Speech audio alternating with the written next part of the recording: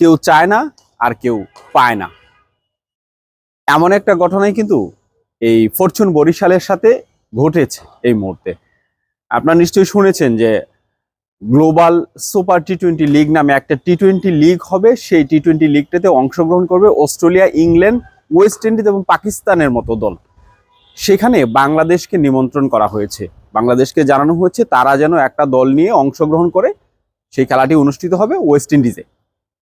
Bangladesh cricket board সেটা সাদরে গ্রহণ করেছেন। গ্রহণ করার পরে বর্তমান যে চ্যাম্পিয়ন আছেন তামিম ইকবালের নেতৃত্বাধীন ফরচুন বরিশাল তাদেরকে অফার করেছিলেন, যেহেতু তারা এই বিপিএল এর বর্তমান চ্যাম্পিয়ন, সেই হিসেবে তারাই সেই সুযোগটা প্রাপ্য। সেরা টিমটাকে পাঠানোর কথা বলা হয়েছে, সেই জন্য ফরচুন বরিশালকে তারা অফারটা করেছিলেন। কিন্তু এই ফরচুন বরিশাল সরাসরি সেটাকে নাকচ করে দিয়ে তাদের অপারগতা স্বীকার করেছেন। তারা বলেছেন যে গ্লোবাল স্ট্যান্ডার্ডে গিয়ে তারা টিম করে তারা খেলতে পারবেন না, সেই ক্যাপাসিটি তাদের এই মুহূর্তে নেই, এই জন্য তারা অংশগ্রহণ করতে চায় না।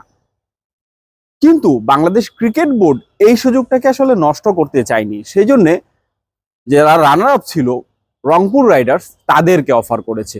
জায়ান্ট টিম রংপুর রাইডার্স প্রতিবারই বিপিএল এ জায়ান্ট ক্রিকেটারদের কিন্তু তারা নিয়ে এসেছে, এবং বিগ নেমদের কথা যদি আমরা বলি, ব্র্যান্ডন ম্যাককালাম থেকে শুরু করে, যাদের অ্যালেক্স হেলস থেকে শুরু করে অনেক নামি দামি ক্রিকেটার কিন্তু এখানে এসেছেন এবং খেলেছেন এই রংপুর রাইডার্সের হয়ে। এই রংপুর রাইডার্সেরই আসলে সেই সুযোগটা এসেছে।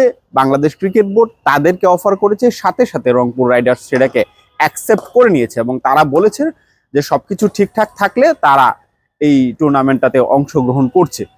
অর্থাৎ সাকিব আল হাসানের রংপুর রাইডার্স কিন্তু ঠিকই সেই সুযোগটা লুফে নিয়েছে এবং তারা এই গ্লোবাল স্ট্যান্ডার্ডে গিয়ে দেশের পক্ষে অর্থাৎ দেশের হয়ে বাংলাদেশকে রিপ্রেজেন্ট করার মতো একটা টিম তারা গঠন করবে। সেই গঠন করে তারা কিন্তু সেখানে অংশগ্রহণ করবে। কিন্তু একই কাজ ফরচুন বরিশাল কিন্তু করতে পারতো। ফরচুন বরিশালের কাছে সুযোগটা এসেছিল এবং তারা বিপিএল এ এই মুহূর্তে যে ধরনের দল গঠন করার ইঙ্গিত দিচ্ছে, আমরা এর আগে একটা ভিডিওতে আপনাদেরকে বলেছি যে ডেভিড মিলার, ডেভিড মালানকে তারা কনফার্ম করেছে।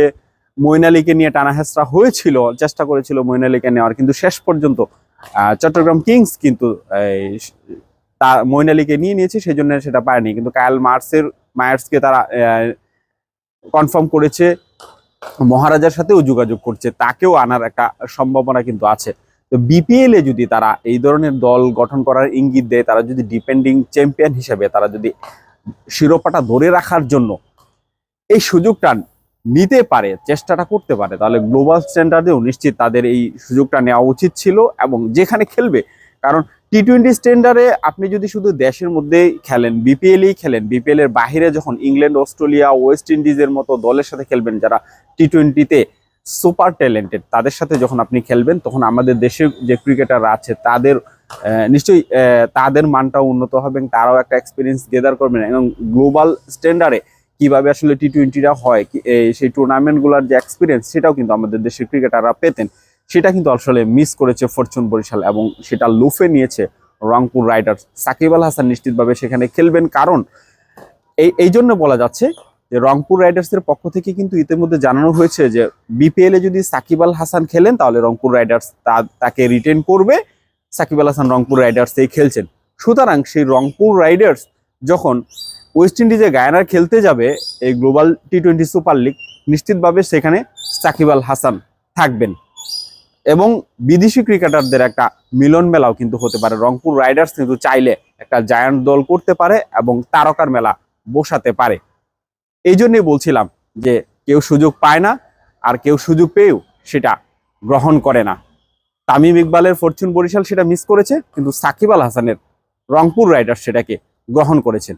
মিরপুর শেরেবাংলা জাতীয় ক্রিকেট স্টেডিয়াম থেকে তুফাইল আহমেদ নাবিল, ডেইলি পোস্ট ৭১।